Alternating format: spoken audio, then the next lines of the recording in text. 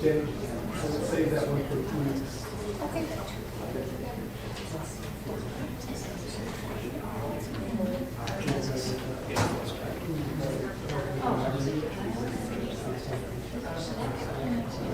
Maybe,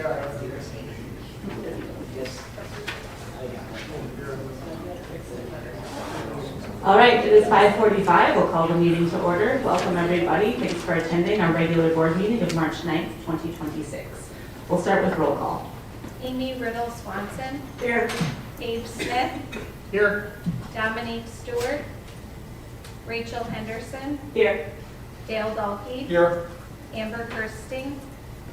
Emily Hines. Here. Michelle Dupree. Angela Wolf. Yeah. Here. I'm having a rough time. All right, we have a quorum. Let's stand for the Pledge of Allegiance.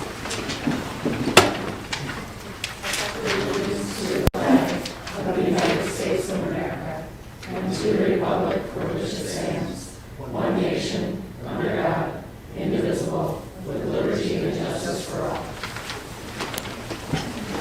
And our mission statement. The school district of the Menomonie area, by embracing the unique needs and using the strengths of our diverse community, is dedicated to preparing all students to become lifelong learners, caring individuals, and responsible citizens. Do we have any proposed changes to the agenda order tonight? All right, we'll move on to recommendations and commendations. We have two commendations this evening. I think one of them could not be present. So I'm going to read the first one and then have you come up and get your certificate. So this, the School Board of Education of the School District of the Menomonie area recognizes Grace Edenborg, a senior at Menomonie High School, for being named to the 2026 Wisconsin Journalism Education Association All-State Journalism Team. This honor recognizes outstanding student journalists across Wisconsin for the quality of their work, leadership in student media, and dedication to the field of journalism. As the founder of the Mustang Messenger, Grace has demonstrated exceptional leadership and commitment to student journalism. The Board of Education commends Grace for her initiative, creativity, and for representing Menomonie High School with excellence.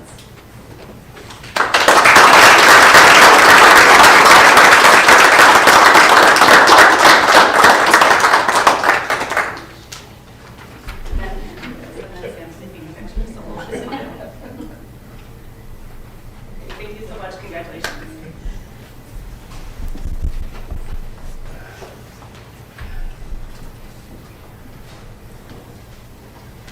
All right, and then the board also would like to recognize Aiden Ari, who can't be here tonight, a junior at Menomonie High School, for being the 2026 WIAA State Individual Champion in the 138-pound weight class at the WIAA State Wrestling Tournament held at the Cole Center.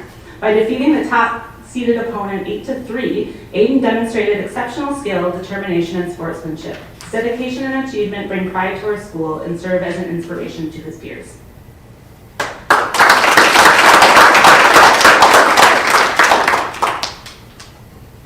Two really exciting representatives of our high school. Thank you so much. Next up, we have more excitement with this month's Highlight on Youth. Okay, this month's Highlight on Youth is going to be presented by, is it Mr. Drake? Yeah, I think so.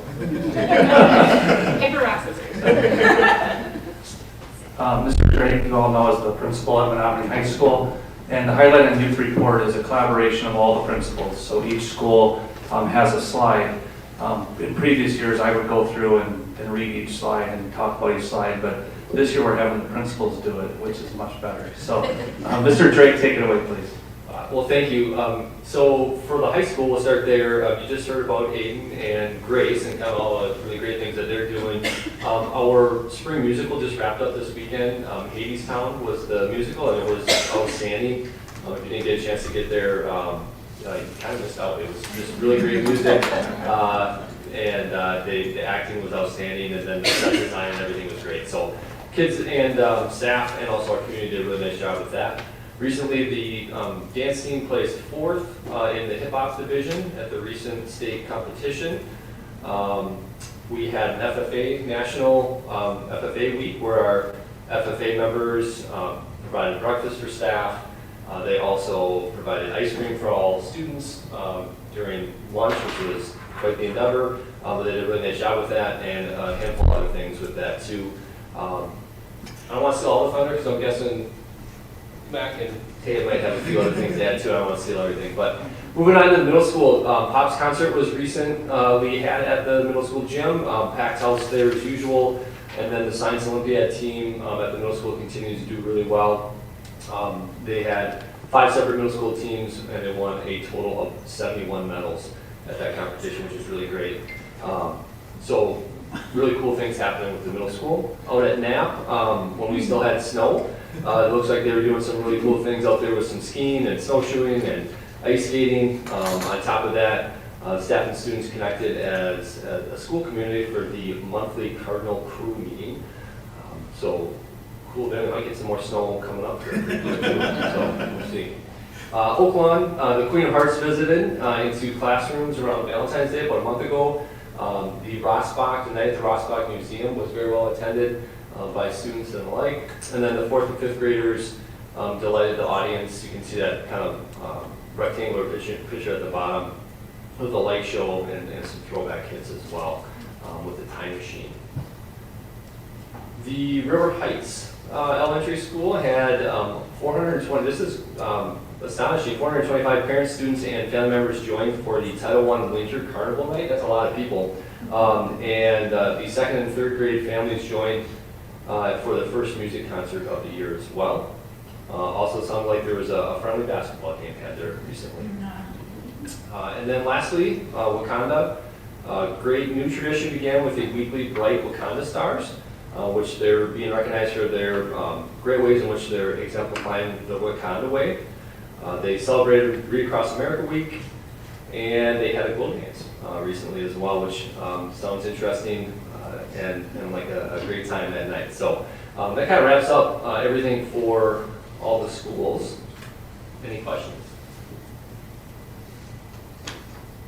Thank you so much for presenting that. It's super fun to see all the pictures every month. Next up, we have student representative communications. I've been wondering all week if we'll get it in 3-part harmony. But go ahead and take it away. Good evening, members of the school board. Once again, we thank you for this opportunity to share the recent activities happening within our school. MHS students have been very busy lately, and we are excited to share what they've been up to. The entire forensics team has advanced through sub-districts in the first step to qualifying for the state competition at UW-Madison. The team has also taken first place in all 4 invitationals they've competed in this season. They have 1 more invitational this month, as well as districts, to see if they qualify for state. Hadestown Team Edition was a huge success with over 650 tickets sold, as well as $700 in donations raised for the Muskie Corral Booster Club in the first weekend of performances alone. Audiences raved about the caliber of performances, from the technical effects to the choreography to the high level of singing. Students have been involved in every aspect of this performance, such as assistant choreographing, costuming, running the light and soundboard, stage managing, and more. The second weekend did not disappoint, and the community filled the auditorium. The creative team has shared that they are incredibly proud of all of the efforts, dedication, and passion of our students. Hadestown absolutely requires all 3, and the cast and crew demonstrated them all in spades. Business World Day was hosted on February 20th as part of the Mini Business World / Wisconsin Business World Foundation. It was a one-day immersive entrepreneurship program. Students jumped into the world of business by forming teams, developing innovative products, crafting marketing and budget plans, and pitching their ideas in a lively mock trade show just like real entrepreneurs. Throughout the day, participants demonstrated creativity, collaboration, and real-world problem solving. They also presented and developed many stand-up projects that reflect not only student ingenuity, but also the power of experiential learning and fostering entrepreneurial thinking, teamwork, and practical business skills. Business World Day gave students hands-on experience in building a business from scratch, deepening their understanding of business principles, innovation, and the role entrepreneurs play in our economy. We're proud of every participant and excited to see how these young innovators continue to grow, dream big, and lead with creativity. FCCLA regionals were held on February 4th at UW-Stout. Darla Woodford competed in Level 3 baking and pastries and scored a gold, which qualified her to move on to the state competition in April, which will be at the Kalahari in the Wisconsin Dells. Kate Schofield competed in sports nutrition level 2 and she earned a silver. And Kate is also an ambassador for FCCLA and will travel to the state conference in April. On Saturday, February 7th, 26 MHS FBLA members competed at the Region 1 competition at St. Croix Central High School in Hammond, Wisconsin. 37 schools and nearly 600 students attended, competing in testing, speaking, and performance events. The top 3 places move on to state on April 12th and 13th in Green Bay. MHS FBLA members did an amazing job. The results are as follows. First place, Advanced Accounting for Ben Doms. Introduction to Parliamentary Procedure, Anna Weber. Financial Planning, Portia Lee and Varius White. Second place, Advanced Accounting, Charlie Meisel. Banking and Financial Services, Liam Walkowitz. Website Design, Ali Al-Mali, Ari DeLong, and Noah Winder. Healthcare Administration, Kennedy Nolan. Introduction to FBLA, Tristan England. Third place, Business Ethics, Jordan Oman, and Career Portfolio, Amelia Weber. And we had an additional state qualifier in Leadership of Ellie Zadaski. The Menomonie High School FBLA chapter also earned first place in Community Service Involvement for Region 1. Congratulations to all students on their outstanding achievements and professionalism. Congratulations to the 6 Mustang wrestlers Bailey Casey, Aiden Ari, Aaron Howard, Luke Pember, Jacob Anderson, and Bryce Shepard that left it all on the mat last week at the state competition in Madison. Every wrestler competed a minimum of 3 times over the course of 3 days. At the end of the competition on Saturday night, Aiden Ari came out on top as the new D1 state champion at 138 pounds. Congratulations, Aiden. 15 of our exceptional DECA students qualified for the State Career Development Conference held in Lake Geneva from February 22nd to the 25th. DECA is a powerful local, state, and international organization committed to preparing emerging leaders and entrepreneurs for careers in marketing, finance, hospitality, and management. Through competition, conferences, and business mentoring, career-focused students build essential professional skills. Congratulations to all 15 state qualifiers for representing Menomonie with distinction. These include Nick Bassani, Kellen Lehman, Everett Paulson, Blake Behrens, Chase Pember, Rachel Riepel, Callie Travis, Max Yeager, Aiden Anderson, Darla Woodford, Kiera Weicker, Aubrey Schluter, Bryson Lyses, Evelyn Doyle, and Grace Edebord. We're incredibly proud to announce that 3 competitors have qualified to advance to the DECA International Career Development Conference in Atlanta, April 24th to 29th. Chase Pember earned first place in the Hotel and Lodging Management Series, which is an individual series, and he achieved the highest score across all areas. Aiden Anderson and Max Yeager earned their spot with their stellar school-based enterprise school store report. These students are truly student leaders of the Menomonie Business Education and Marketing Program.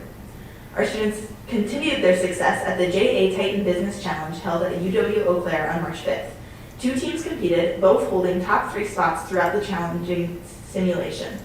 A huge congratulations to Nick Bassani and Chase Pember, whose team won first place. Their victory secured a $1,000 scholarship for each of them and earned them a spot at the Wisconsin State Titan Challenge on May 7th.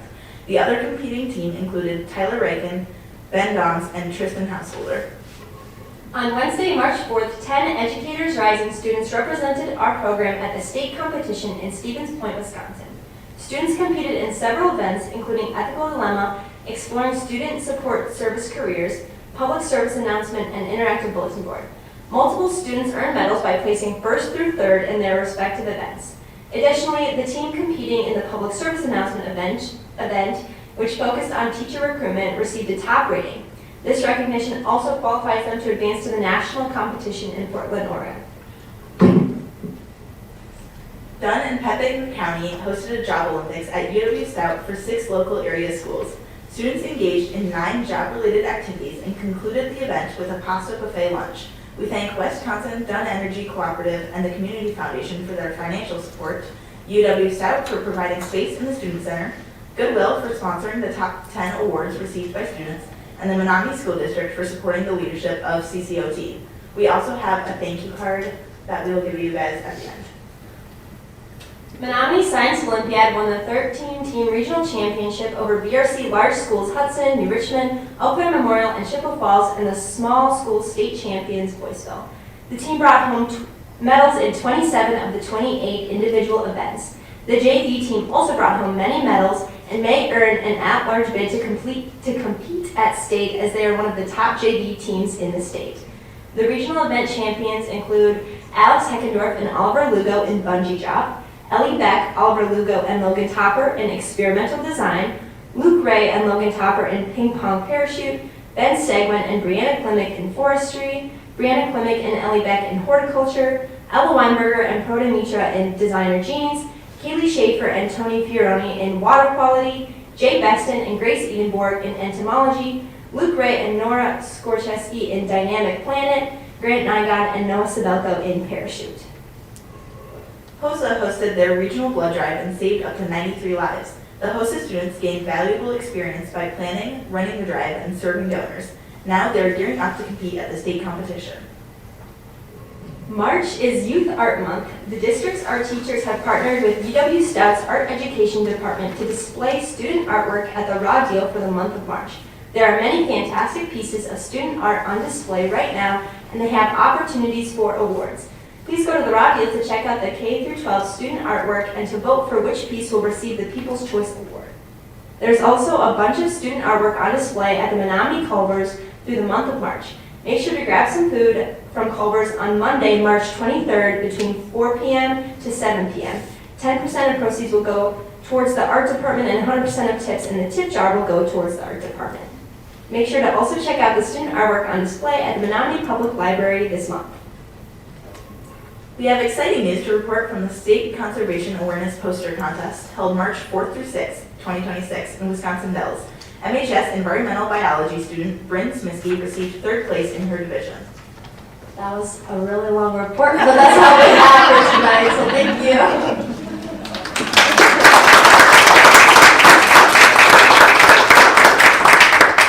Thank you both so much. It was a long report, but I loved every second of it because it's so much way things to hear about. And everybody has said it, including yourself, but Hades Town was just amazing. I saw it twice. Congratulations. All right, next up we have community communications. It does not look like we have any speakers tonight. So we'll move on to revenue and expenditure reports for the month ended February 2026. Yeah, so for February 2026, we'll start with the revenue report. The biggest change from last month is that we are now beginning to see property tax revenue come in, which was not reflected in the January report. Of course, property taxes are one of the district's largest revenue sources, so it's normal to see that number increase at this point in the year. Also worth noting in the revenue side is admissions. So the budget for admissions was just over $128,000, and as you can see, we've already collected almost $130,000 in admissions. Meaning we have, exceeded the full year budget with some months still remaining. So moving on then to the expenditures report by object. Overall spending continues to progress as normal. Of course, salaries and benefits continue to make up the largest share of our expenditures. One category that is slightly higher compared to last year is travel and transportation, which includes student transportation and also activity travel. As you can see, it's about 1.63 million year to date, which is somewhat higher than we were at the same point last year. And then finally, in the expense report by function, you will notice in the 490,000 function series, under the other non-program transactions, we had another property tax chargeback. So these occur when the Department of Revenue adjusts property tax collections after the fact, usually due to settlements on specific properties. And so the district is required to return a portion of the taxes that were previously received. If you recall, last year we had a similar adjustment. It was a little bit less this year than last year. While it stands out on the report, it's not unusual. So overall, the financial reports continue to track closely with our expectations for this point in the fiscal year. I think you mentioned this last month and I've forgotten. Could you remind me the jump in the apparel line So a lot of that is Fund 21, and a lot of that as well was an encumbered amount, which means that it is kind of sitting in suspension, but it hasn't actually been spent yet. When I do a future budget revision, I will likely increase that to just accommodate the extra expenses again, mostly in Fund 21. This might be more a question for Dr. Zadowski, but with respect to the increase in admissions, so we had approved a couple of changes to admissions this year. Is that right? Or was it last year that they started? And it was increase in some areas, but then decrease in others, right? With more student-free admission? Yeah, I think that was the previous year, Okay. if I remember right. A lot of it has to do with just the number of events. You know, not every year, the schedule's not the same. And then also, just, I mean, we heard it, the great things that our kids are doing definitely makes a difference. So, yeah, we've had great support from our community. And, you know, most of the admissions happen in the fall and the winter. There aren't as big of events typically in the spring, maybe some track or something. But for the most part, most of the admissions are in the fall and winter. Yeah, well, it's good to see that the numbers going up, even if it's just a little bit, not, I guess it means that the changes haven't had a negative impact on it, no. Any other questions or discussion on the revenue and expenditure reports? And if not, then we will review the monthly employment report for February 2026. This is an informational report. Does anyone have questions or discussion about any of this? I would just like to point out, I know the board, you were providing an update on this before, but we did have a resignation here at the Administrative Service Center, and we were able to reorganize duties. And I really appreciate the collaboration that we had here between the administrators, the clerical staff, trying to just figure out ways that we can provide the best services possible at the most efficient way. And we were able to do that, and so far it's going really, really smooth, and almost like, you know, why didn't we do this sooner? So there will be a savings there, but also I think our service will improve as well. All right. Moving on to our consent agenda. I'll entertain a motion to approve the consent agenda. Hines moves. Second. All right. Tonight, we have minutes from the regular board meeting of February 9th, 2026, and the special board meeting of February 23rd. Financial reports, we have general fund checks totaling $2,578,825.09, and cash receipts totaling $6,498,828.34. Under donations exceeding $1,000, we have received $8,177 in donations from community members and organizations to the Food Service Angel Fund. And the Wakanda 5th grade received $3,750 from the PTO to support the Frank Lloyd Wright field trip. Also in the consent agenda, we have the shared service contracts with CISA 10 and CISA 11, as we discussed at our last meeting. Any questions or discussion on the consent agenda? All right, let's vote.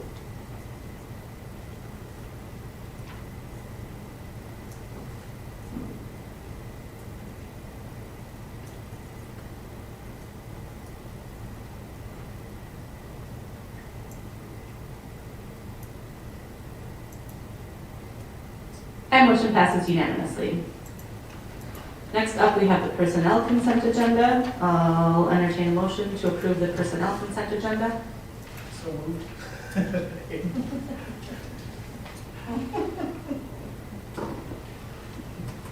Second. All right, we have one resignation tonight. Michelle is echoing my sentiments, but we can't vote no and keep a teacher from moving. Otherwise, are there questions or discussion on the personnel consent agenda? I know I have two children who have been very lucky to have Ms. Lone as part of their elementary careers, and I'm sad to see her go. Yeah, I want to echo that too. My daughter's currently in Ms. Lone's class. Ms. Lone, if you're listening, we are very sad. You are beloved by all the kids who come to your class. But we have to vote. And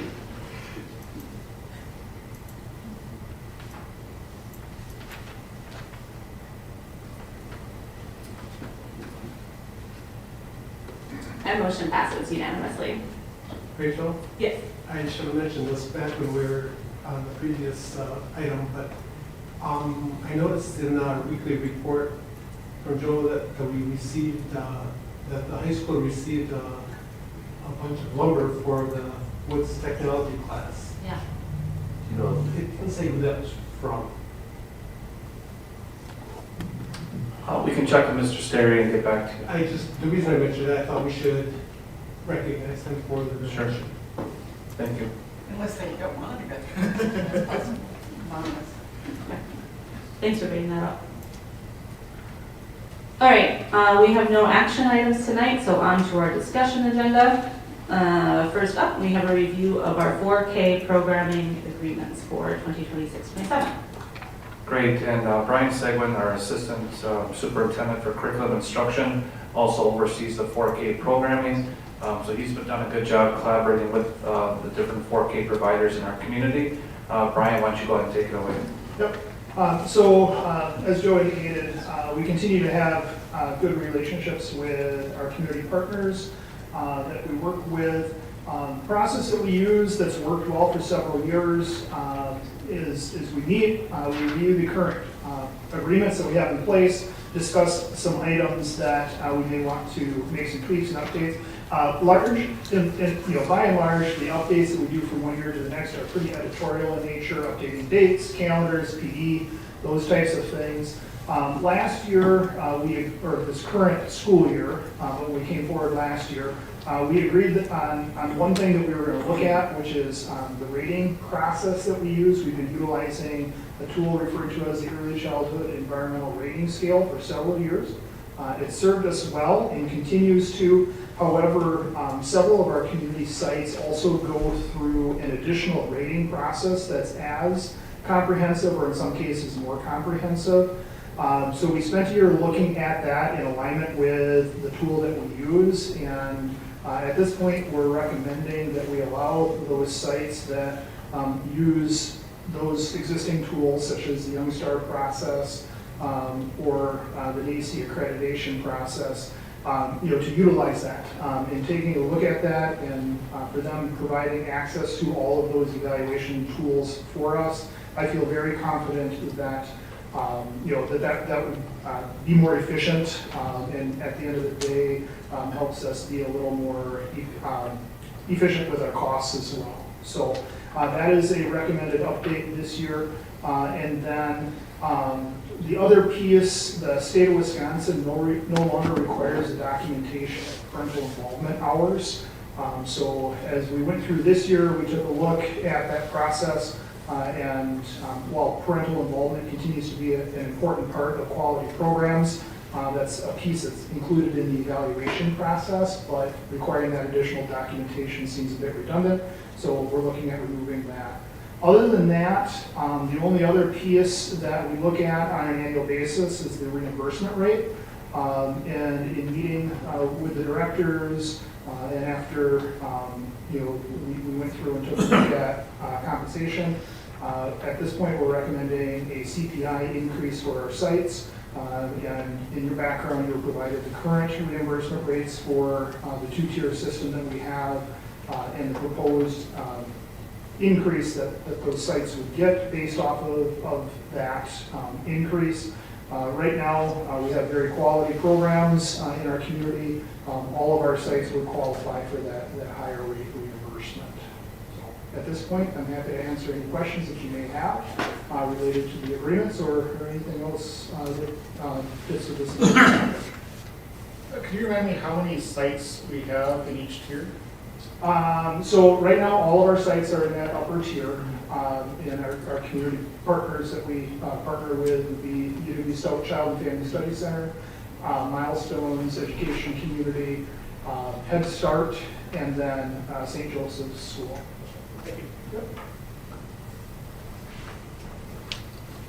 Do you have a sense at this point of how well that number of sites is meeting the capacity? Or meeting the need, I guess, or what the capacity is? Yep, so right now, our current year numbers, we have some space available for additional students when new families enroll. We've been able to accommodate that without any problems with ins and outs.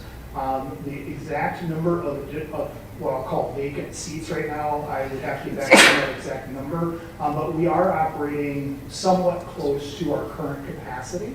But when we take a look at our projected numbers that we've had the last couple of years, I know last year we had a brief conversation about did we want to add a site or did we want to look at adding a section within one of our existing buildings. Ultimately, we didn't add a section, but we knew that if we needed to, throughout the course of the summer, if enrollments would go up, that we had the potential to do that. As we look ahead to next school year, I think we'll probably be in a somewhat similar case where we'll be, nearing capacity with a number of sections. I realize that these programming agreements are fairly pro forma, right? It doesn't change much year to year. Am I getting this right, that this school year, you, along with the 4K partner sites, have also been engaged in that kind of kindergarten and 4K readiness? That committee? that is correct. Yeah, and I'm just kind of curious how those two things interplay. Yep. So on a monthly basis, we meet either with our 4K teachers or our 4K directors. And one of the tasks that we had this year was to take a look at readiness for school and what does that look like for a student to be 4K ready leading into 5K readiness. And then our 4K teachers, along with our 5K district kindergarten teachers, will be meeting as part of our upcoming April Professional Development Day to look at both some transitional pieces, but also to take a look at developing a set of communications to go to families as to what 5K ready looks like. Recognizing that we have students that participate in 4K in our community, students who do not participate in 4K, students who may be at an in-home child care or private child care center. So putting some information together to help communicate to families. And I think a very vital part of that is making sure there's a clear understanding between what the 4K experience looks like in our community so that that can help guide that conversation. But also, along with that, recognizing that every one of our students has a 4K experience, so we want to make sure we have that information available to families. So our next step is April PD Day, when those 4K and 5K staff will be meeting together and taking a look at the drafts of documents that we have ready to go. We did include in our 4K registration packet this year a set of expectations or targets that families could be looking at as they're getting students ready for their 4K experience, and then we'll do something similar for families for rising kindergarten students as well. Thank you for that. Are there other questions or discussion? Go ahead. Just out of curiosity, Brian, are the 5K teachers and the 4K teachers, are they all going to meet in April, or is it representatives? Every single one of them. Wow, super. Other questions or discussion? All right, so this will come back for board approval again for the 4K programming agreements that are in April or at our next meeting. Moving on, we have a discussion of the staffing plan for 2026-27. Okay, so in alignment with the different timelines that the board has seen in terms of, the preliminary budget and then looking at course requests, now we had compensation plans completed. Now we're looking at the staffing plan for the 2026-2027 school year.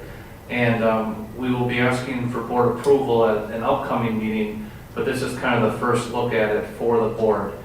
As we talked about in those previous circumstances with the preliminary budget, we are looking at some declining enrollment, especially at the elementary level. So as we have looked at the sectioning that will be needed for next year, along with course requests at the upper levels, the staffing plan being provided tonight does show an overall decrease of just a little over 4 FTE instructional staff. That would be 4.3 teacher FTE. Right now, it's anticipated to have the same number of para FTE for paraeducators, but that fluctuates a little bit based on student needs, IEP goals, things like that. But this is the base staffing plan. In the event that we would need to add additional staffing, if we had a large number of move-ins over the summer, and we planned for some move-ins, but if it was much larger than what was planned for, we would bring back a staffing plan adjustment for your consideration. And we actually just had one at the last meeting for the current school year, so you're familiar with that process. But I really think the principals did a nice job trying to maximize, providing our students with high-quality staff members. We have also tried to combine some positions to make some of the positions more sustainable, to provide full-time positions instead of part-time positions by combining some services. Probably the biggest example of that would be sharing specialized teaching services between Wakanda Elementary School and Knapp Elementary School, with art, music, and Fayette being provided between Knapp and Wakanda in a 3-day rotation.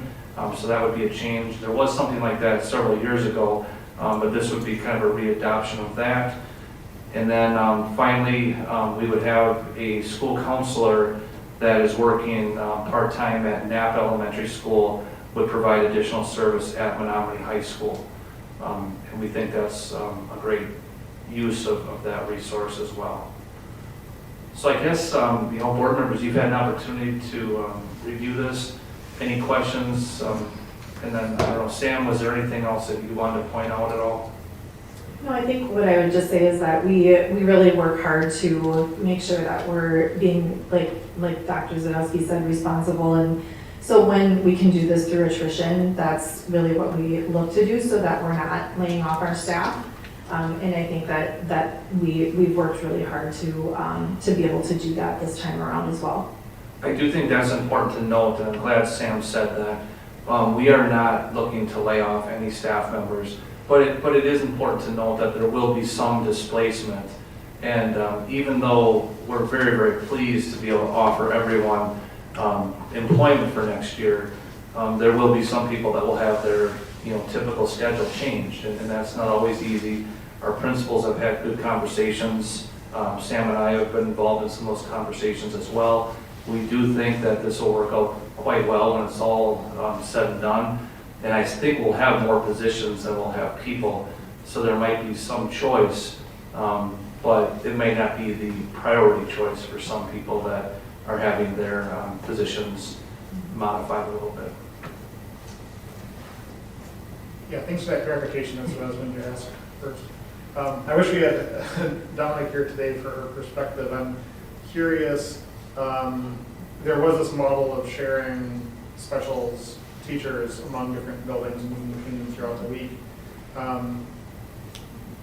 Do you feel like the logistics of that is there a risk of the logistics of that getting in the way of the student experience, or the teacher's daily routine making it manageable? I can kind of start and then you can jump in. I give our principals a lot of credit because they did have those hard conversations, and they also worked really hard at looking at their schedules and figuring out travel time and prep time and all of that. They've also looked at trying their best to make sure that those teachers are in one building per day. So we do have some staff that travel to multiple buildings throughout the day, but worked really hard to minimize that travel time in order to make sure that they arrive at and stay in one building.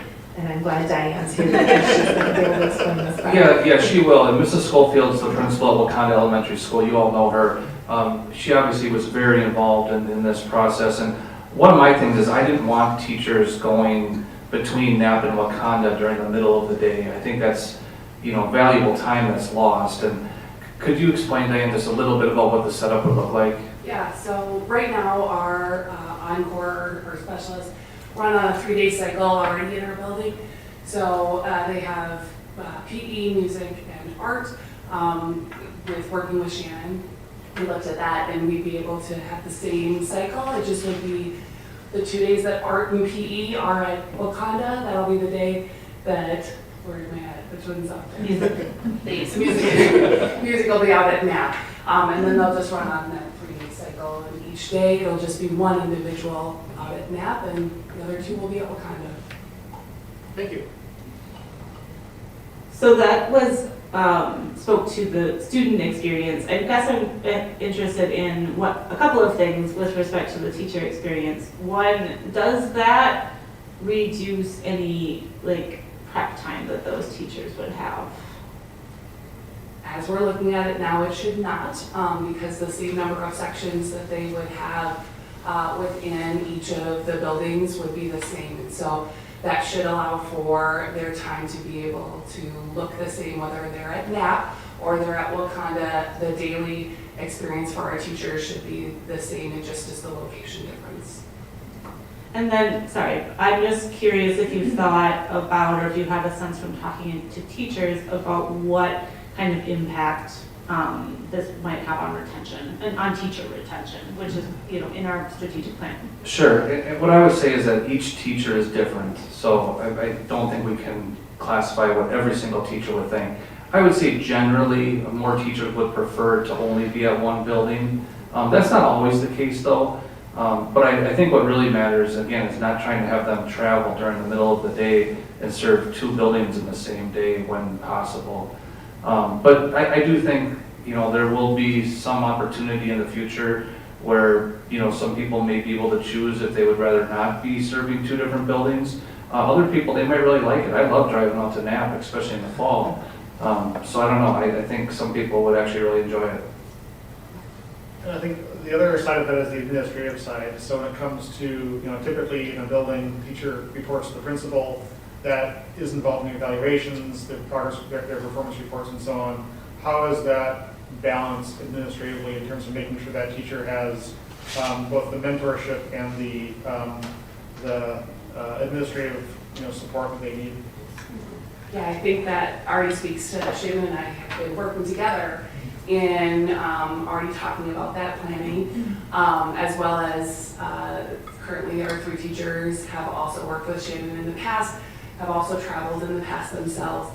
I think that communication and level of collaboration we already have will absolutely continue. Thank you.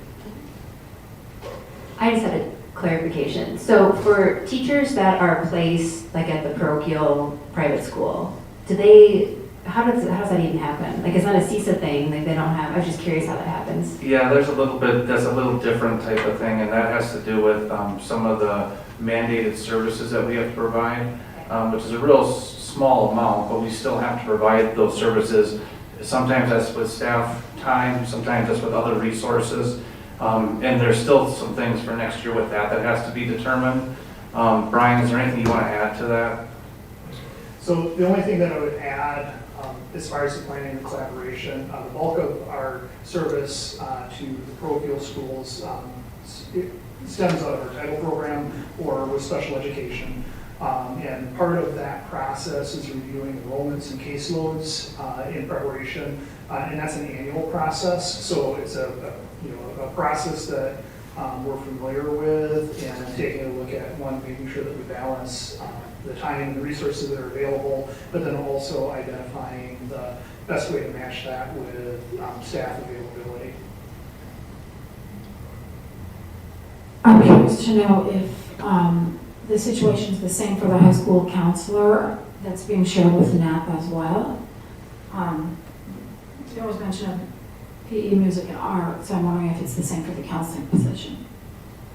Do we want Tanya to maybe speak to that? That's under her umbrella. Yes, it is going to be very similar, not spending, not travel time. So the counselor that's out at, thank you. The counselor that's out at NAP, previous to this year, was shared with Downsville. So she was a shared position. She actually comes before she came to Menomonie, she was a K-12 counselor, so she does have high school experience. So she'll be spending We don't want that travel time, because sometimes that becomes kind of a little bit of a wasted time. So we're trying not to do that, so spending full days at the high school, full days at NAP. Will that reduce the number of days that NAP has a counselor on site compared to now? This year, but not compared to last year. So this year, and so she's out there with a total of, there's under 100 students. And so when you look across the district and you're looking at a counselor per how many students, of course that's it's our smallest building, of course that, lines up with that. And so in order this year to keep her full-time, we kept her at NAP. However, we did pull back on school social work services and some school psych services, so that will return again next year. So. In the past, and I'm not sure if this is accurate now, but in the past, I know that school counselors have been assigned based on alphabetical order of last names. Is that still accurate? And then they stay with the student through the 4 years that they're in our high school? It does. However, we're going to adjust a little bit with that at our high school. So our 3 current counselors will continue to have students by their last name. And because Brita won't be there every day, she's going to be assigned students based on a program, not based on their last name. Okay, wait. So we're getting into the weeds a little bit. Yeah. You want to talk offline? Mr. Drake is still in the middle of this as well as is Tonya. There are some moving pieces yet, but what we can tell you is that we think that how we're planning to utilize staff maximizes the service that we'll be able to provide for kids, but we're also trying to be really cognizant of the experience that staff will have. Yeah, what I'm trying to get at is I'm wondering if a student has a connection with their counselor, as does happen over the years. Yep. And that counselor, say it's a student at the high school that needs to see their counselor, things come up as they come up. Yep. And the counselor's not there, the counselor's at NAP, then what will is there a backup plan? Well, there's a backup plan now because at any point in time, a counselor could be out. A counselor could be sick, a counselor could be with another student, could be in a classroom. So all the counselors work collaboratively together. So if a student is needing to see needing to see a counselor right away, something that can't wait. So something like, I need to change my schedule, that is something that possibly can wait. Another counselor typically will step in and help assist them. So if I understand correctly, this plan with respect to the high school counselors would result in like 0.5 FTE less than what we had approved, what was in the staffing plan for last year, but I think it also reflects what's currently happening on the ground. Is that right? Right now, there's 3, right now we have 3 counselors because the one position has not been filled. So it would be more than we have currently, but less than the approved positions because there is 1 FTE that has not been filled yet based on the resignation. But we are starting to provide some additional service. Yes, we are. So we're kind of piloting this, Yes. it's similar to now. So Brita has been spending time with that transition to the high school. And this is, I think this has been going on for like at least a couple of months. In terms of being short 1 counselor at the high school, is that? Yes, it's Okay. been, yes. Okay, so the question I have is just thinking about our strategic plan, thinking about like the high school kind of improvement goals that we've been talking about for the last year or so. I want to make sure that this plan doesn't like shortchange high school counselor availability for our students. Like that seems to me pretty important. And so do you think this number 3.5 like does the job? I believe so. We've spent lots of time talking collaboratively, trying to create a plan that would meet both the needs at the high school and the needs that are at at NAP. So I believe it will. Things change. They could change next year, but I think to our best ability, I think this is a good plan. Yeah, and Mr. Drake has done the numbers too. Yeah. And took a look at counselor-student ratios and what Menomonie compared to other schools in the Big Rivers Conference. And that's only one data point. I mean, what we care about is what are we providing the services that our kids need. But at the same time, when you look at the ratios, we're sitting really good with the plan that's being proposed to you. So we're pretty confident that it's a good plan. So one more question, sorry. Based on student numbers, is the thought this halftime version would be 4 days a week at the high school and 1 day a week at NAP, or what does that? Half and half. Half and half? Yes, 50-50. So 50% of her time would be at the high school, 50% of her time would be at NAP. So would she have 1 day of the 5-day week split between the two? We talked about that, or we also talked about doing every other. So like if, let's say it was a Friday that was kind of the split day, 1 week she would be at the high school, the following week it would be at NAP, so there's not that travel time.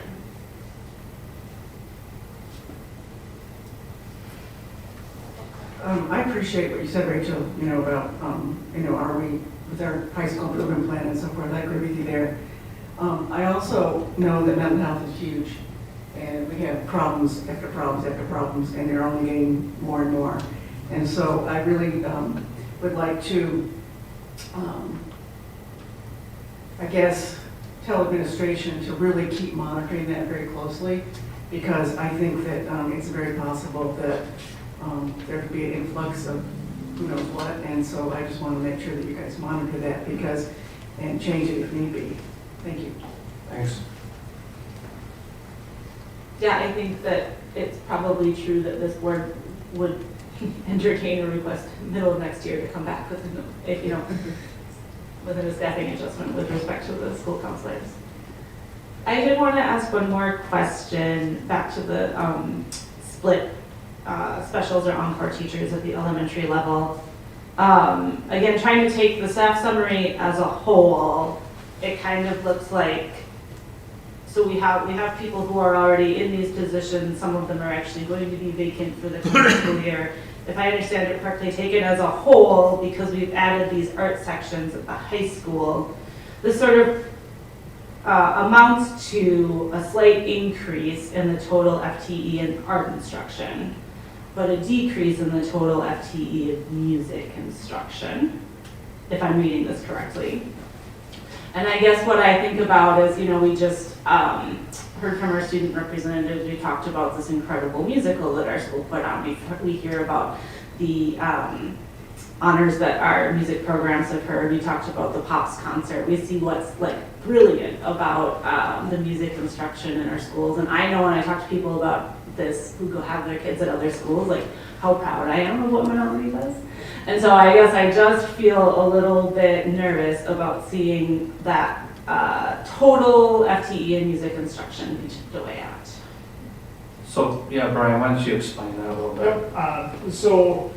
Currently, the past several years, we have had the music specialist that was at NAP, or when Downsville was open at NAP and Downsville, provided a section of instruction at the high school in music.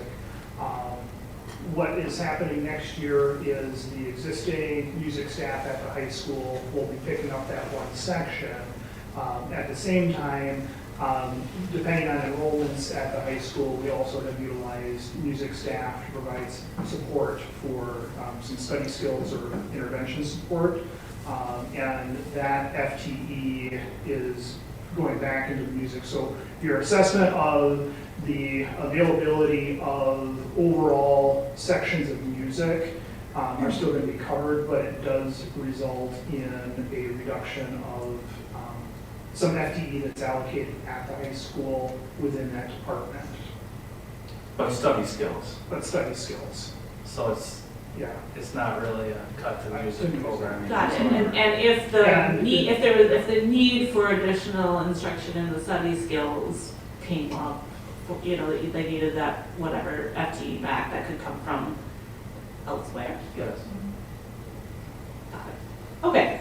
I mean, that is encouraging. I guess you kind of answered my follow-up question, which is just to say, it sounds like those music sections are being taken over by existing music staff who are not being like overburdened. They are, who have the capacity to take those on.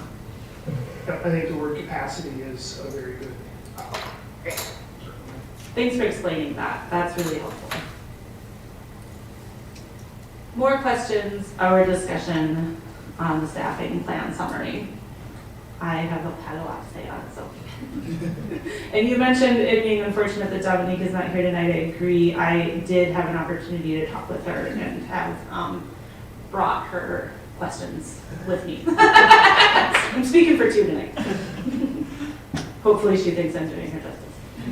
Other questions or discussion on staffing plan? So this will come back for a vote? Yes.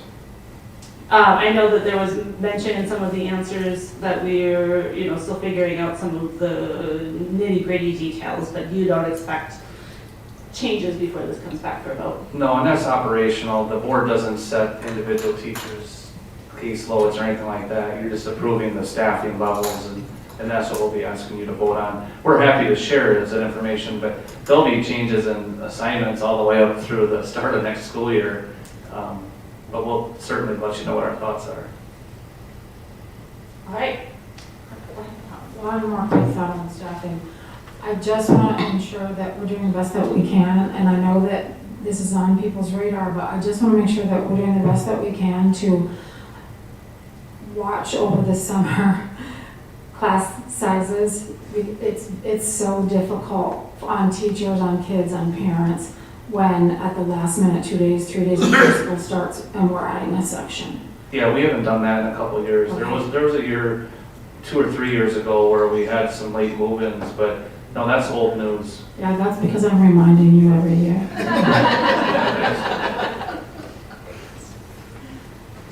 All right, if there's no more questions or discussion, we will move into discussion of our voucher transparency resolution. So at our last meeting, we unanimously approved this resolution on private school voucher transparency, and now we are going to discuss action on that. Go ahead. Yeah, I was just looking at the calendar just before the meeting, and I think let me propose kind of a way, this point is to discuss timelines, let me kind of propose a timeline that I think might make sense. Could you talk? Yes, my apologies. First observation is that city council meets on the opposite Mondays as we do. Right, so we're roughly every other Monday, they are also roughly other Monday, but tend to be the opposite Mondays from this board. So that's one useful piece of information. The next piece of information is that next week is spring break. And early April, we have the elections, and that weekend immediately prior to the elections is Easter weekend. And so there's lots of things disrupting the calendar from now until April. April elections are coming. I think that's adding a lot of stress to a lot of people in city council and throughout the community. This board, sometime in mid-April, will be having our reorganization meeting where we choose committee assignments for the coming year. So I think, to me, based on those facts, it kind of makes sense to not try to get anything down happening before April. And maybe what we can do is, in our reorganization meeting in mid-April, we could make an ad hoc committee whose role will be to initialize meetings with the mayor, the city administrator, Eric Atkinson, and the president of the city council, who are the ones who arrange the agenda together. Because if we want to bring this before the city council, they'd have to understand what it's for and agree to it. And so having one-on-one conversation, or three conversations with them would be very helpful and probably is necessary. There's also been talk in the community about whatever happens in April, that the city council may be rearranging some of its operations around how they do agendas. I don't know really what's going to come up of that, if anything. But I kind of want to not touch their business, right, and just come to whoever is in city council in, mid or late April, have a committee from this group, go to them with the proposal, explain what it's for, explain the background, and then see what their reaction is, kind of proceed from there. So I think that the first step for us would be, when we do our reorganization meeting in mid-April, to, along with our committee list, make an ad hoc committee for that purpose. And then from there, proceed throughout end of April to have conversations with the people in the city council, and have that kind of liaison committee be in place. And then that would happen, then those discussions would presumably happen throughout, throughout May and June, and that's when the school board's business quiets down a bit, so people might have availability to actually do that kind of work. That was. Good idea. Yeah, I agree with waiting until after the election, and I do like the idea of creating a ad hoc committee at our reorg meeting. I think that makes a lot of sense. I do think we could start to think about if there are steps we want to take in the meantime. So for example, I've heard the same thing regarding potential reworking of how the council creates their agendas. As it stands now, that kind of has to go to the mayor to get on the agenda. And what I have gleaned in understanding from city council members is that potentially one of the best ways to make sure that happens is to have multiple council members who are interested in kind of taking this up. So I do think, prior to, well, I don't know, we could go either way. I think it's an idea that prior to creating that committee, some of us, especially who live in the city, and maybe don't have council members up for re-election, to start having those conversations in terms of taking some talking points, floating the idea, and getting people used to that. My only hesitation with that is that I think to set up a meeting, I feel like to set up a meeting with someone in city council or any official body, it's worth coming with a fairly prepared, like kind of executive version of the document, right? Without all the reactions necessarily, but like, here's the goal, here's the example, and I think I'll speak for myself. For me personally, it would be a huge stretch to kind of prepare that sort of thing before early April anyway, with all, the various things we listed before. So it seems like it would, I don't know if it's necessary to prepare that and start that conversation right now, but if people want to take that on, I won't say no. Do we have to address the other areas of voting the same way as you described for the city? So for each township, we also have to meet with them? Yeah, so every municipality prints their tax bills. So if we met with this, if we got the city council on board, that would only apply to the tax bills for residents in the city of Menomonie. And so if we wanted this to be on the tax bill of everybody who is in the school district, we'd have to hit all of the municipalities. Joe and I were talking about this a little bit. I don't mean to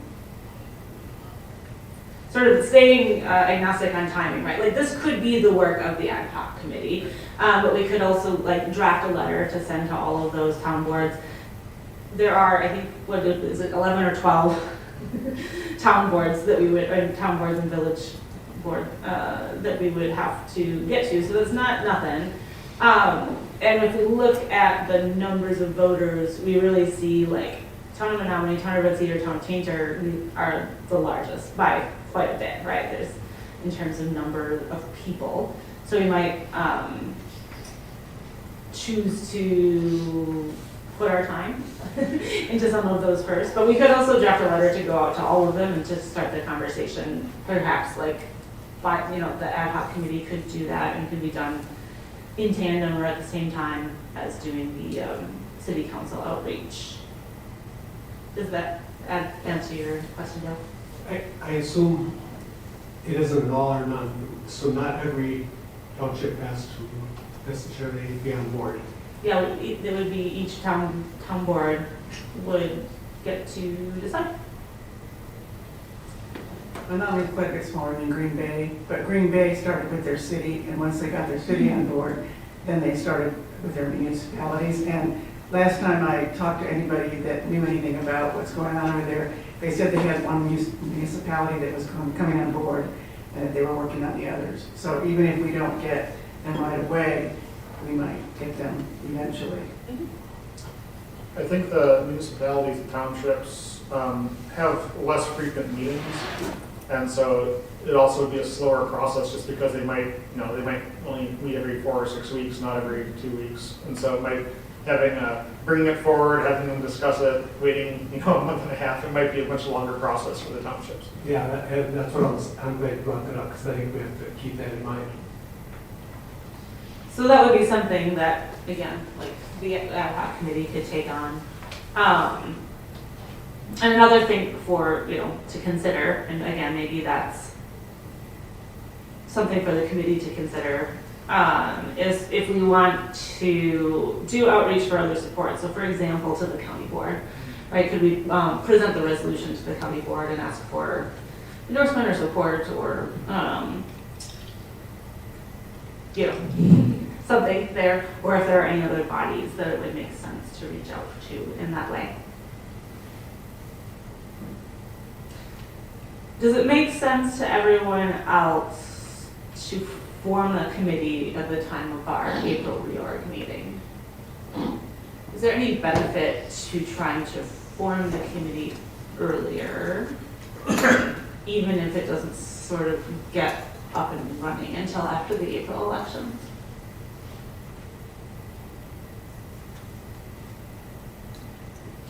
Well, I mean, I think asking for kind of creating that committee while we're doing all of our other committee assignments makes a lot of sense. But I thought I'd ask. Sorry, go ahead. I was just going to say I'm up for re-election, and I would love to serve in that ad hoc committee. So if you want to do it, that's fine, but then you have to take the risk of if I don't get re-elected, it won't be a committee. That's a good point. That's a reasonable point. Yeah.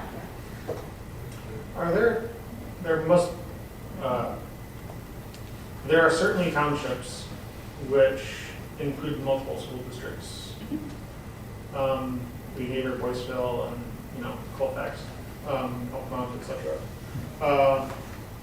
I wonder when we approach those townships, which may be later in the process, if we want to reach out to those corresponding school districts, so they're aware of this, and because I imagine that if there's a township which is talking about its tech, and we're pushing them as a Menomonie school district, and say Boyceville isn't part of that conversation, they'd be like, well, more than half of our residents are inside our school district. Why should we, give you this, and confuse people on this complicated tax bill? So I think that's another reason to start with the city of Menomonie first and work our way outward, so we can figure out what the obstacles or concerns might be, and have time to do that additional outreach through the school districts.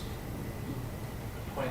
Yeah, that's a really good point. And some of them are, there's Tom Springbrook, I think SDMA has like 5 voters, and the rest of them are Elkmont. So that is a really good point. Like it's it would impact very few people in Tom Springbrook, Tom Elkmont, lots of others.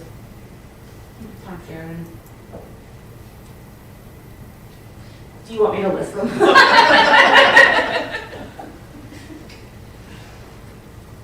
Other thoughts? So we would kind of table this until the end of April. Yeah, looks like that meeting is April 27th, right on the next agenda item, the reorg of the school board. That does feel a little late, but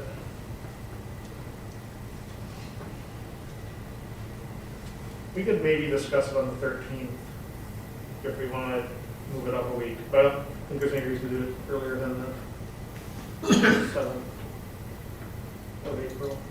Right. But again, with this on the 13th, new board members wouldn't be seated. Like, I don't know what we would discuss. Yeah. very true. Yeah, people wouldn't be seated. Do we know when city council members, and they have an election, you know, everyone has elections going on in the spring. Does anyone know when they do their kind of swearing in? It's all the same, isn't it? I think it's all the same time. Yeah, so it's probably like a week and a half after the spring election. So, yeah, so probably we should, on April 20, in mid-April, we will know both who's on these various bodies and who would be willing to step up for committees. And so I think we should just wait for that reorg meeting when all is actually on. Would it help us be more efficient after that point if we came to that reorg meeting with a short description and kind of charge for the ad hoc committee? Do you want to write one? Yeah, I can volunteer between the 7th and the 27th to prepare some very brief introduction and description of what its task is. And then, I could do it too. yeah, but yeah, well, it is absolutely correct. We should have that prepared so that we know what we're talking about on the 27th and can move forward. Does anyone object to having a board member prepare something that could be, you know, subject to change in the document? There's no reason it would have to be carved in stone, but. I have no problem with it, but obviously, because you're gonna bring it to us. I mean, it's not like you're gonna do it and then it's gonna be a secret. It will come to the board for consensus. Yeah. Yeah. All right. Does anyone have anything else to say on the subject of the voucher transparency timeline process? Great. Oh man, you guys, we're down to the end. Items related to next meeting dates, board committees, and reports. So spring break is coming up, March 16th through 20th. There will be no school. So on March 23rd, we would typically have a special school board meeting. We have very little to put on that. In previous years, we've had only one March school board meeting. I don't know, do you want to say anything about that agenda? Yeah, with the calendar board reports, the directors and I went through it today. There really is no problem whatsoever pushing anything that would be on the March 23rd meeting to the first meeting in April. Obviously, there's a couple action items that'll follow up this meeting, but there's really nothing that's going to change between now and then. So we're totally fine waiting until April 13th unless the board has a reason to meet on the 23rd. And those action items, if you don't get a board approval on until April, it's not a big deal. Okay. Does anyone object to canceling the March 23rd meeting?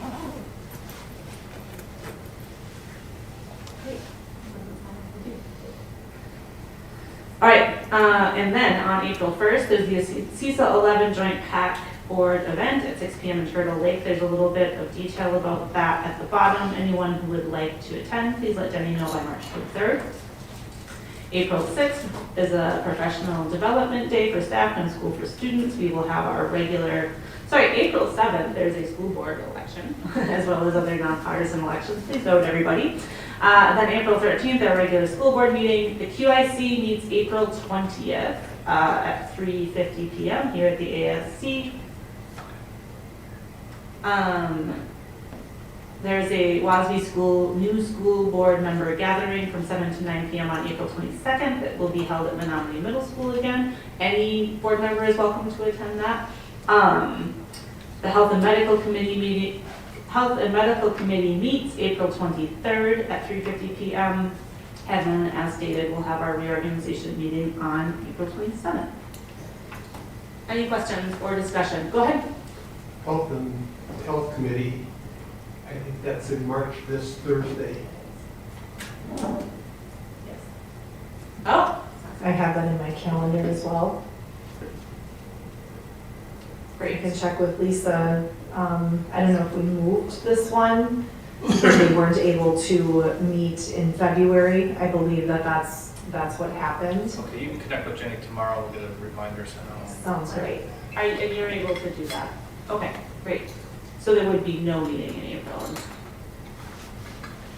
Okay. Fabulous. Thanks for catching that. Any other questions or discussion related to item, next meeting dates, board committees and reports? The candidate forum, Oh, yeah, thank you. I can't remember what, I don't know, it's 20. It is Thursday, March 26th in the evening. Okay. At the 5 to 6:30, I do know that, I just couldn't remember if it was 25th or 26th, okay. Yes, thanks. So there will be a candidate forum for people running for school board. Did you have another item? There was a good forum last week in Eau Claire that Rachel had a very important part of, and it was a nice group, a nice panel, very informative for me. There's a lot of stuff that was discussed that I'm pretty ignorant about, so it was very helpful. Yeah, that was about school funding. It was a great group of people, a lot of expertise on the panel, and it was a really good way for helping the community learn more about how school funding happens, or doesn't, in the state. Other questions, comments, discussion on future meetings? If not, I will entertain a motion to adjourn. Motion to approve. All right, we stand adjourned. Thank you, everybody.